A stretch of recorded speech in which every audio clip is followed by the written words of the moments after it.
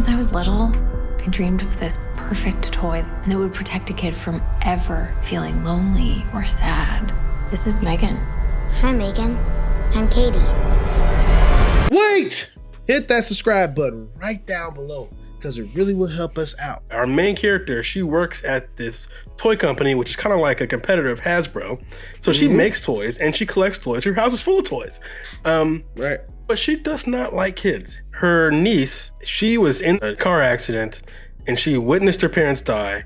And so her aunt becomes her legal guardian. She's like a workaholic and she's under a lot of pressure to deliver a cheaper version of that creepy Furby. With teeth, you know. But her passions don't lie with that stupid Furby thing. Even though she was part of its development, her passions aren't with that. Her passion lies with this prototype that she has called Megan. It costs way too much money to ever be made. And so every time her boss finds out that she's been working on this Megan thing, right, he gets like really pissed off. Yeah, Roddy Chang. Right. But her niece is drawn to Megan and she really likes it. So she rushes the production of Megan because her niece seems to really have a connection. And of course, all of this sounds like Chucky. I'm gonna get you, fucker! One clever difference is that Andy in Chucky was always depicted as your average kid, right? He was a good kid. He was a nice kid. He was like a regular kid. The little girl in Megan was not. She was disturbed and she is going through a lot. She is unusually connected to this doll. And I like that. I like that idea that the little girl is unhealthily connected to the doll. Not just because she's a kid and kids are weird, right? That seems like that's kind of what Chucky's about. It's just that she's disturbed. Megan is not the villain in this story. Who do you think the villain is? The main character, played by Allison Williams. She is the main villain because she does not care. Like you said, she doesn't care about kids. She doesn't even care about the whole situation. It doesn't seem like it in the beginning that she didn't care about, her sister's gone. Her freaking coworker had to say, hey, take a break. Your sister just died. Yeah, and the psychiatrist was like, so how close were you and your sister? And she was like,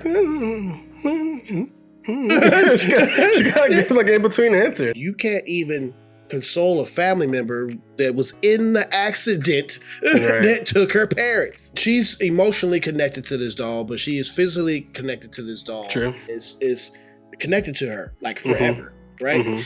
And I thought that's such a villain move. You don't want to have no responsibility. You want the doll to freaking do all the work of parenting a child. But I don't necessarily think as villainous. I think it was just she never wanted a kid. She didn't expect to have a kid. And so having the kid was a burden. And when she realized that this doll could take up some of the slack, she was more than happy to hand it over. Okay, let's just say she is humanly lazy. Yeah, she is lazy. Oh my God, Katie, you have to flush the toilet. It is not that hard. So we found someone else to pick up the slack. Katie, flush the toilet. Wash your hands. But that brings me to another key difference between Chucky and Megan. Chucky wanted to be Andy's friend, right? I told you, we were gonna be friends to the end, and now it's time to play. Megan is not trying to be Andy's the little girl's friend. I forget the little girl's name. She's more like the little girl's like mother, right? Yeah. Or maybe like a nanny, right? She's not like she's got actually more of a dominant role over the girl. But there is another thing about the film that I was not expecting. Sounds cliche. Sometimes people say this, but it's not scary. And what I mean by not scary, I don't mean like they tried to scare me and I wasn't scared. I mean like the movie makes no attempt. I didn't think the movie was making any attempt to scare you. The movie almost came off more of a comedy, which I was surprised about. I am totally agreeing to that. But again, it's not because it failed. It's not like it tried to scare you and you laughed. Yeah. It's not trying to scare you, right? No. There's nothing, it's not like she's standing there with a knife and you're laughing. She literally is doing TikTok dances and singing pop songs and like, she's not trying. There's no attempt at horror, which I was surprised about. You know what's the most scariest thing in this whole film? What's that? Them damn Furbies with them teeth. Yeah, seriously. So I guess I liked the idea of the movie, and I think it worked better than I thought it was going to work.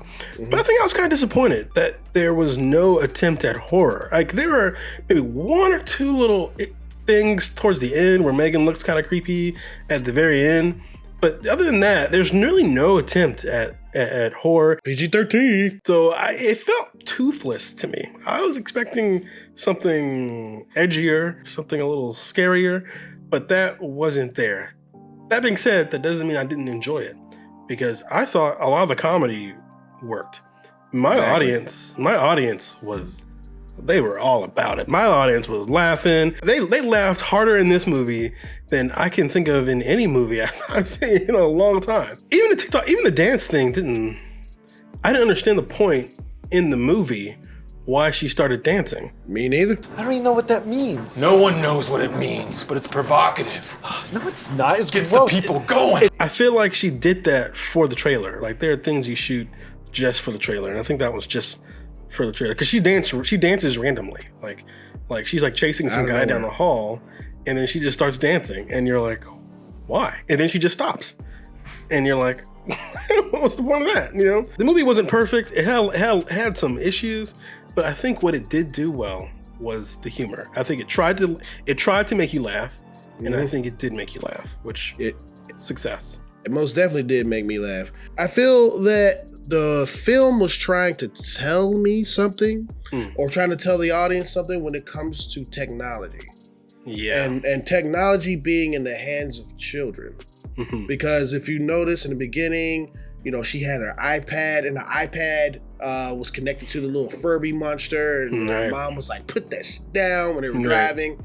And then her auntie hands her basically a big old toy, and she is addicted to this toy, addicted to this technology of the toy. It's saying, maybe you should raise your kids. You know, instead of letting someone else do it, or the iPad do it, or the TV do it, maybe you should raise your kids. And so that, I was like, okay, all right, you know. It took Allison Williams' character, I think her name was Jeannie or whatever. Gemma. That to the very end to understand that she needs to be, you know, emotionally connected to her niece who just lost her parents. Your sister's dead. There was no point of mourning in this film. I'm like, yo. Right. And now that's another message that I liked in the film, where it's like the little girl, she was going through a hard time. Like I said, she's disturbed. And she was distracting herself with Megan, right? Yeah. And she actually needed to go through that hard time in order to grow, right? This is something she needed to do. It sucked. It's hard. It's not what she wanted to do. It's not what her aunt wanted to deal with. No one wants to deal with it. But in order to grow, in order to move forward with your life, you have to let go of old things and, you know, pick up new things, you know, let go of the little toys, you know, grow up. And so that message I liked a lot. And that's, for me, that's the message that stuck out in my head as the most powerful. That having a doll forever is not good, because it'll stunt your growth.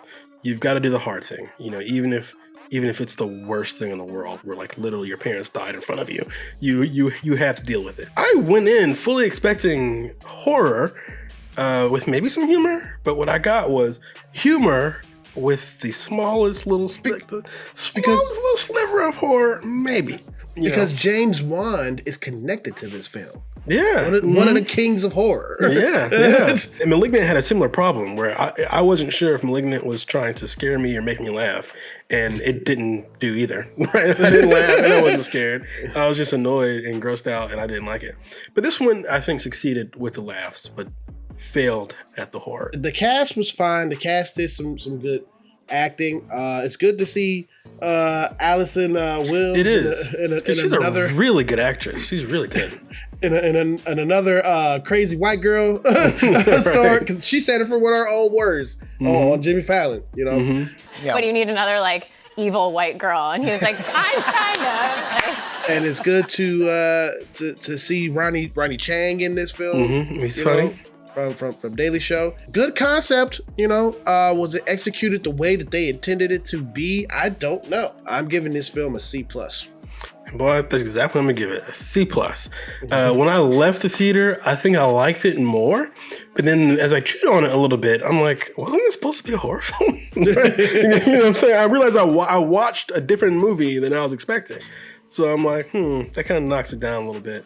And like I said before, there are some old fogey ideas like, don't let your kids use iPads too much, that kind of stuff.